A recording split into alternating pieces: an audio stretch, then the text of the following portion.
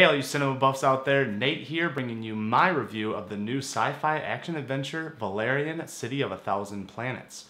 Now, City of a Thousand Planets is directed by Luc Besson, who is most notably known for The Professional, Leon the Professional, and The Fifth Element, which in my book is one of my favorite sci-fi movies of all time. I think it's really underrated, and it's so incredibly creative.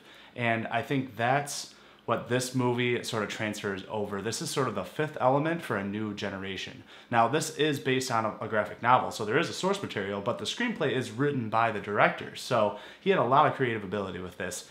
And really what shines in this movie, for me, is the special effects, the world building, the setting, the creatures, the characters. This is all really there. It's really real. It never seems phoned in. It never seems phony. It really seems like a genuine place. And that's what I really enjoyed about this movie the best, is like the setting. It's just so cool. This is some of the best creativity used in film in recent memory. It's so colorful. It's so vibrant. It's so in your face and very bright. I was so happy to see how bright this movie was. I saw it in 3D. I suggest you see it in 3D because it is a spectacle. It is a feast for the eyes. This movie is beautiful and super gorgeous to look at. So Valerian centers around two characters, around Major Valerian and Sergeant Laureline. And so they are our two main protagonists, and they are fighting for the City of a Thousand Planets. There is something inside of this place that is threatening the existence of all of these different species. So the City of a Thousand Planets is just tons of different species and tons of different worlds and religions and cultures all come together and coexisting together. And there's something in the middle that they're not really sure of that is threatening this way of life. And so they are sent on a mission to figure out what it is and to prevent it. And through a series of events, things get a little more complicated and things move a little forward, and it goes all over the place at different planets, different galaxies, different worlds, and that's where all the color and all the personality of this movie really shines.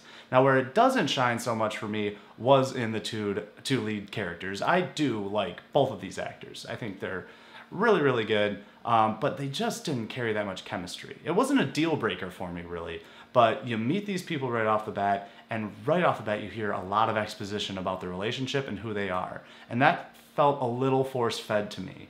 And it left a bad taste in my mouth at the very beginning of the movie, but that gets left aside quite a bit. And there is a blatant romance. He wants her and she doesn't want him type of thing, but she is still interested in him. So that carries throughout the whole movie. The personality struggle of these leads was a lot of the dialogue. The dialogue is not the best, but it also tries to be funny, and it's just not very funny. There are moments where you can tell that they're going for either awkward funny or blatant funny, and it just sort of fell flat. There are a few chuckles here and there, but being such a colorful movie, I was hoping for a little bit more colorful dialogue. That does not take away too much from how fun of a ride this movie is, and I have to attribute that to the pacing. This is nonstop. This is so fun. And right when you think that they're not going to be able to top themselves on different worlds or different action sequences, they really do. There are moments where I was smiling cheek to cheek of how fun I was having watching this movie, and it's so fast-paced.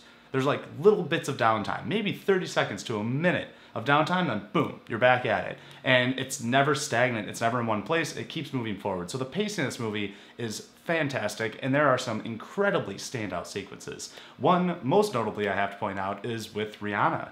You see her in the trailer briefly, and she doesn't have too big of a role in this movie, but she has one sequence that is just breathtaking and beautiful and really well crafted, and I thought she shined quite a bit. And fortunately, her scene is shared with Ethan Hawke. I love Ethan Hawke as well, and his character was fantastic as well. So there are a lot of cool characters trickled in throughout this entire movie, and there are like countless amazing moments, including the first mission that they have. That is a sequence that is probably 20 minutes long, and it is so cool. There's times where my mind couldn't even process how they put this together with editing, with special effects, with acting, with setting, and made it make sense for the audience. I can't commend the filmmakers enough for being like, this is such a crazy, bold idea to put in this movie, but let's give it a go. And they pulled it off. They pulled it off really, really well. I was incredibly impressed with a lot of these scenes in this movie. And I already touched on it briefly, but I have to also talk about the special effects in this movie. After seeing War for the Planet of the Apes and this movie, special effects are getting ridiculous. This movie, like I said, is colorful and gorgeous, but there's these integration, I think, with practical and CGI effects, I don't even know. I can't tell the difference anymore. It really seamlessly blends together. There's a particular world of a certain type of humanoid looking people that just looks amazing, and also just the made up creatures are just incredibly well designed. The special effects were crazy good, and also classic use of special effects. Lots of fade in, fade out transitions that worked really well within the story elements and within the storytelling, and just making it seamless. I was blown away by the special effects. Never once did it take me out of the experience. And the story as a whole does come to a pretty graceful ending, if not fairly predictable. Once again, I told you it started with a ton of exposition right off the bat. Like, here's all you need to know, audience, through character conversations. And then at the end, it sort of happens again. There is a lot going on in this plot where I did want some explanation, but not this much. There were moments that they should have been picked up on this grandeur, and you should have felt something, maybe even got a little teary-eyed at some points, and I just didn't. They felt a little flat at the end there, but it does get wrapped up in a nice package. I don't think audience is going to be disappointed with the ending. I just think it was just a little too much exposition. Buffs. All right, so you heard my thoughts on the movie. Now it's time to put a score to it.